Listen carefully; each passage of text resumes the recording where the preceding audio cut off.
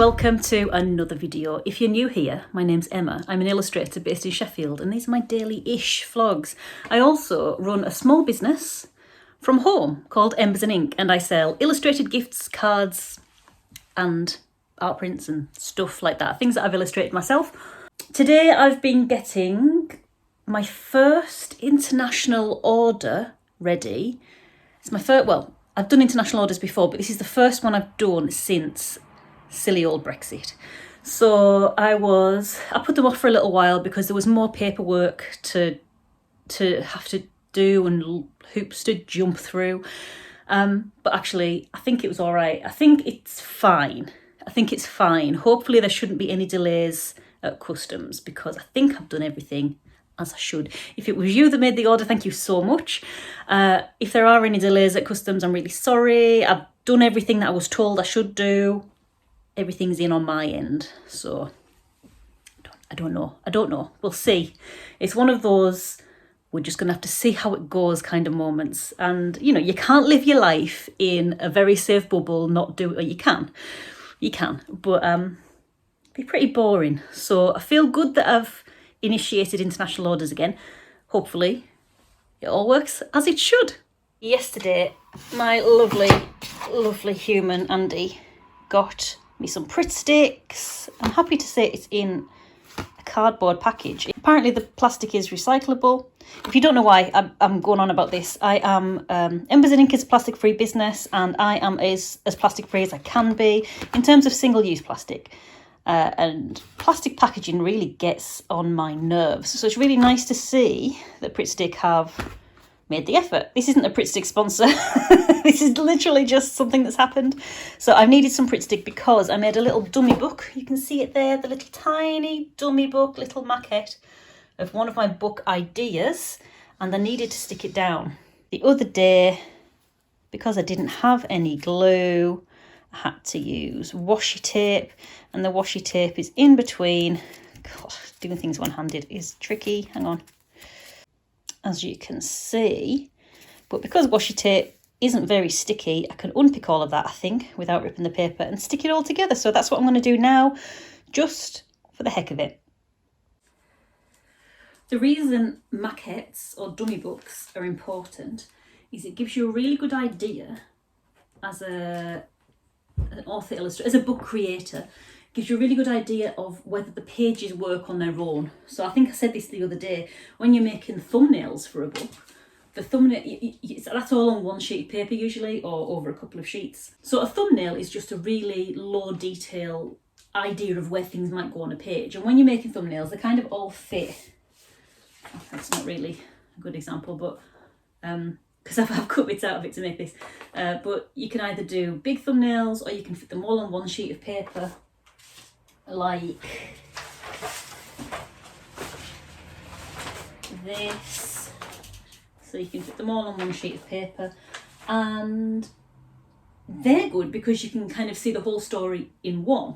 But a dummy book, it only lets you see the pages that you'll be seeing as you're using it as a book. You can't see the whole story as a whole, so it lets you know whether the pages work on their own, whether they make you want to keep turning the page. You know, you don't want to reveal too much information on one page. You want to make the reader want to go, what's going to happen next?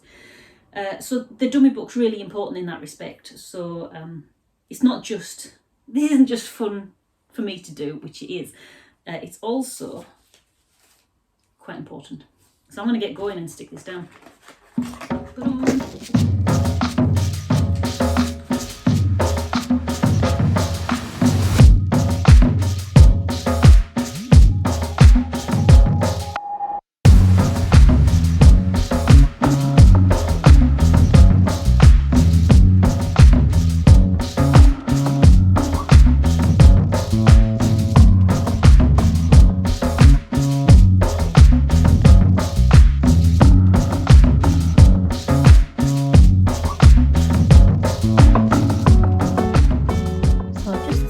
It underneath here to keep all the pages straight until it dries. That might be a mistake, it may end up sticking to the coaster, but while that's going on, I'm going to tidy my desk. And remember to always pop your lid back on your glue. The teaching assistant in me is coming out now, but it really makes a difference. The previous Pritt stick I had to this one lasted me over 10 years. Over 10 years.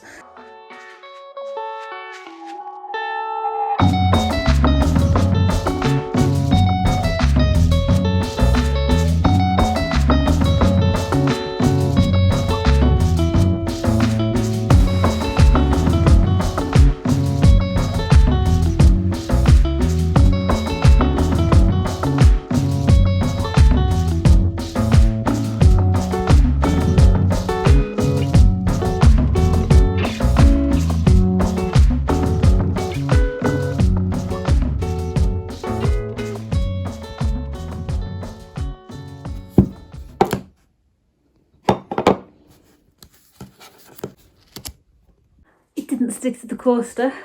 I'm just going to go through all the pages now. Hello, what do you think? Little book for you.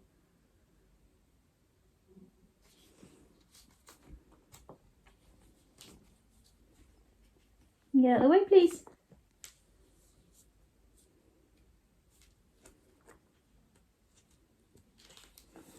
Come. Come.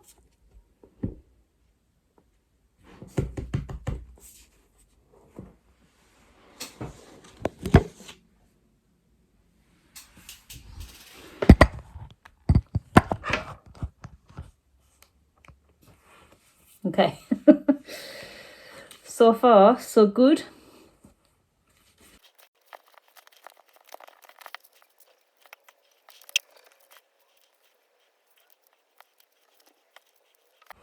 It all works. So I'm just going to pop this in my portfolio with the work that I've done for this book, in case anyone wants to see it. And they'll be able to see how the page turns work and how the book flicks through. Be dancing, boy. Be dancing, boy. Boop.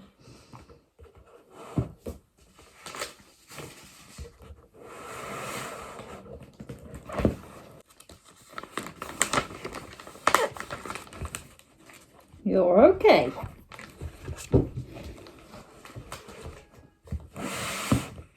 He was not down with that movement. So I think what I'm going to do for the rest of the day is get my iPad out. And do you know when I said that I had a book that I was going to self-publish before I went on all of these illustration courses and traditional publishing courses? Well, I'm probably still going to self-publish it because I'm so close to the end, and it's not a stage. I mean, I could approach a publisher with it, but the whole approaching a publisher thing would come with the potential for the book to be changed, and I'm far too far along the process. So I'm going to get a cup of tea and get my iPad out, and I'm going to work on the final few pages. I'm not going to finish it today, but you know, if I don't work on it, it's never going to get done. I'm going to work on those pages so it's a bit closer to being done. Might even ring my sister. Hopefully she'll pick up. And enjoy the rest of the day. There's like an hour and a half left before it's 5 o'clock. I like to kind of clock off at around 5, if not before. Because when you work for yourself, you can very easily work all the hours. And you don't get paid that much when you work for yourself.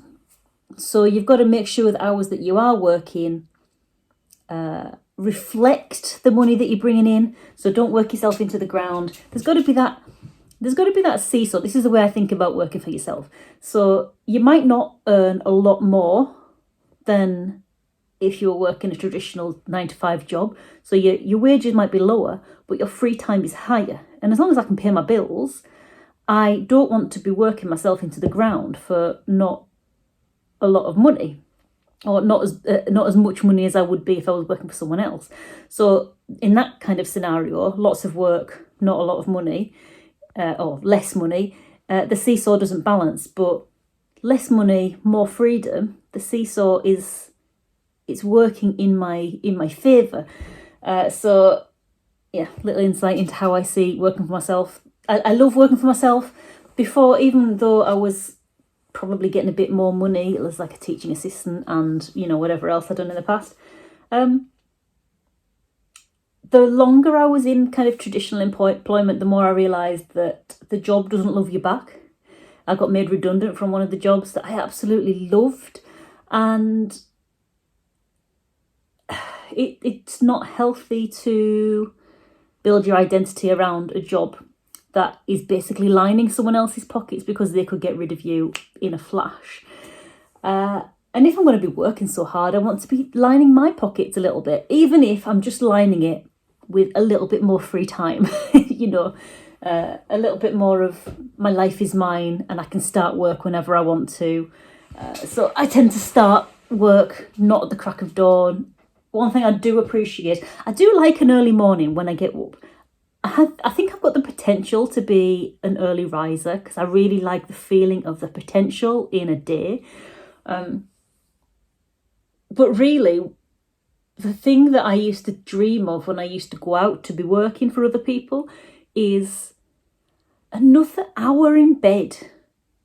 Especially if my cat is at the end of the bed.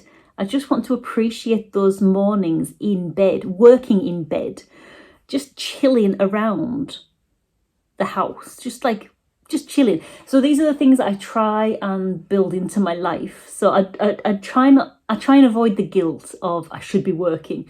So I don't start terribly early, and I try not to work past 5. So I've got about an hour and a half left of today. So yeah, I'm going to get my iPad out and I'm going to get to illustrating and just working up those finished pieces. So I think this is where I'm going to leave today's video. I hope it's been okay for you. It's been a bit of a patchwork of things I've been doing, but that's what you get with daily-ish vlogs, I suppose. If you did like it, please give it a thumbs up and feel free to leave a comment as well. If you're not already subscribed, but you're one of the people who watches a lot and isn't subscribed, then it would be lovely to have you as part of the gang. No obligation, don't feel like you have to subscribe, that's fine. But if you're able to subscribe and you don't mind doing it, it would help me reach more people, because I think the algorithm uses that to help me find other people who are as wonderful as you. So yeah, but no obligation if you don't want to. But if you did like it, a thumbs up would be nice. If you've got any questions that you'd like me to answer, pop them in the comments, and a quick subscribe would be lovely.